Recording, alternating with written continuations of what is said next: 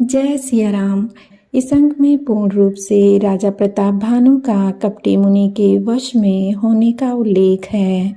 सुनु नृप बिबिध जतन जग माही, कष्ट साध्य पुनि होहि कि नाही। अहि एक अति सुगम उपाय, तहाँ परंतु एक कठिनाई। तपस्वी ने कहा, हे राजन सुनो, संसार में उपाय तो बहुत हैं, पर वे कष्ट साध्य हैं और इस पर भी सिद्ध हो या ना हो। हाँ, एक उपाय बहुत सहज है, परंतु उसमें भी एक कठिनता है। मम आधीन जुगुति नृप सोई, मोर जाब तव नगर न होई। आजु लगे अरु जब ते भयउ, काहू के गृह ग्राम न गयउ। हे राजन, वह युक्ति तो मेरे हाथ है, पर मेरा जाना तुम्हारे नगर में हो नहीं सकता। जब से पैदा हुआ हूँ तब से आज तक मैं किसी के घर अथवा गांव नहीं गया। जो न जाऊं तव होई अकाजो, बनाई असमंजस आजो। सुनि महिष बोलेउ मृदु बानी, नाथ निगम सी नीति बखानी।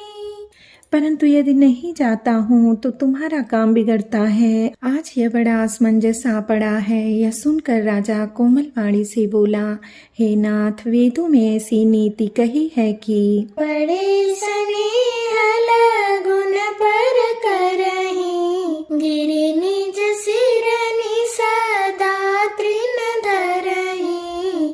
जलधि अगाध मौलि बह पेनु, संतत धरनि धरत सिर रेनु।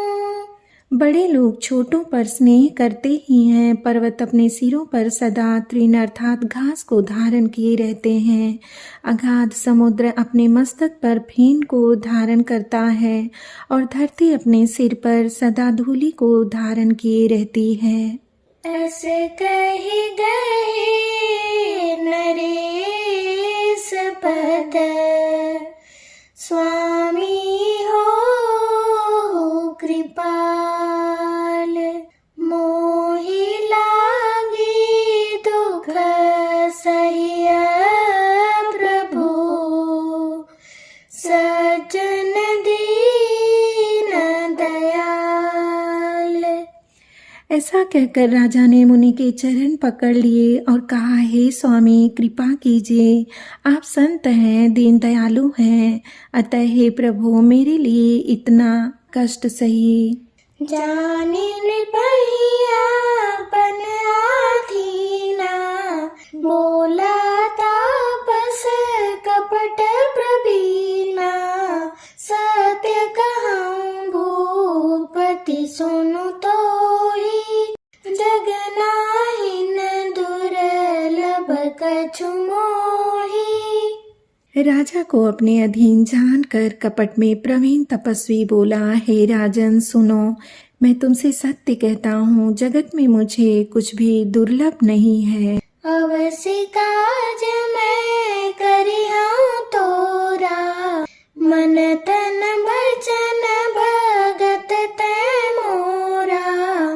जोग जुगुति तप मंत्र प्रभाव, फलै तबहि जब करिय दुराऊ।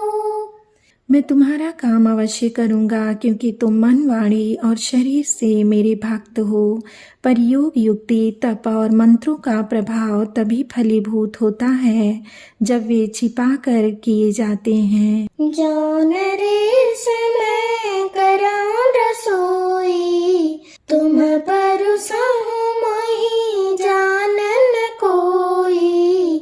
अन्न सुजोई जोई भोजन करई, सोई सोई तव आय सुअनुसरई। हे नरपति, मैं यदि रसोई बनाऊं और तुम उसे परोसो और मुझे कोई जानने न पावे, तो उस अन्न को जो जो खाएगा सो सो तुम्हारा आज्ञाकारी बन जाएगा। पुनि तिन्हके गृह जेवै जो, तब बस होई भूप सुनु सो। जाई उपाय रचऊं नृपैहु, संबत भरि संकल्प करेहु। यही नहीं, उन भोजन करने वालों के घर भी जो कोई भोजन करेगा, हे राजन सुनो, वह भी तुम्हारे अधीन हो जाएगा। हे राजन, जाकर यही उपाय करो और वर्ष भर भोजन कराने का संकल्प कर लेना। नित नूतन द्विज सहस सत, बरेहु सहित परिवार। मैं तुम्हारे संकल्प लगी, दिनहि कर बीज वनार। नित्य नए 1,00,000 ब्राह्मणों को कुटुंब सहित निमंत्रित करना। मैं तुम्हारे संकल्प तक प्रतिदिन भोजन बना दिया करूंगा।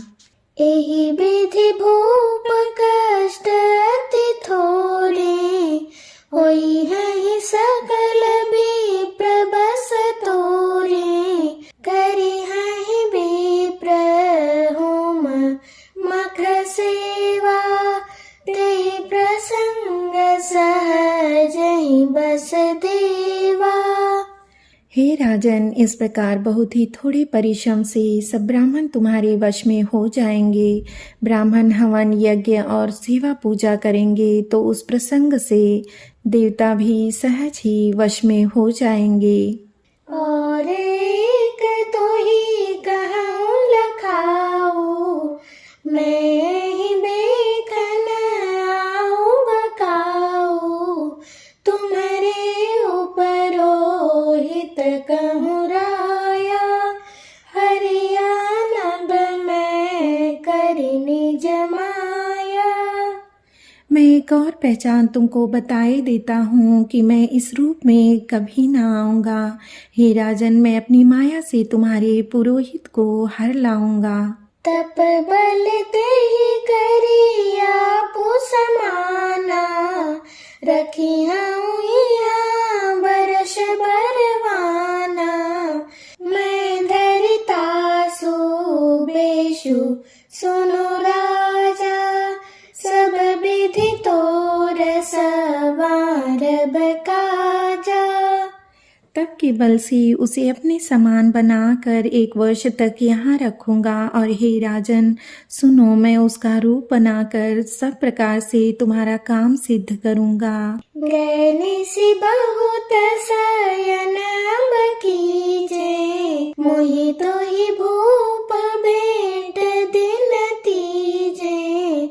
मैं तप बल तो ही दुर्ग समेता, पहुँचे हूँ सोवत ही निकेता। हे राजन, रात बहुत बीत गई, अब सो जाओ। आज से तीसरे दिन मुझसे तुम्हारी भेंट होगी। तब के बल से मैं घोड़े सहित तुमको सोते ही घर में पहुंचा दूंगा। मैं आऊँ बसोई बेशु धरी, पहचाने हूँ तब मोही। जब एकांत बुलाई सब, कथा सुनाऊँ तोही। मैं वही पुरोहित का वेश धर कर आऊंगा। जब एकांत में बुलाकर तुमको सब कथा सुनाऊंगा, तब तुम मुझे पहचान लेना।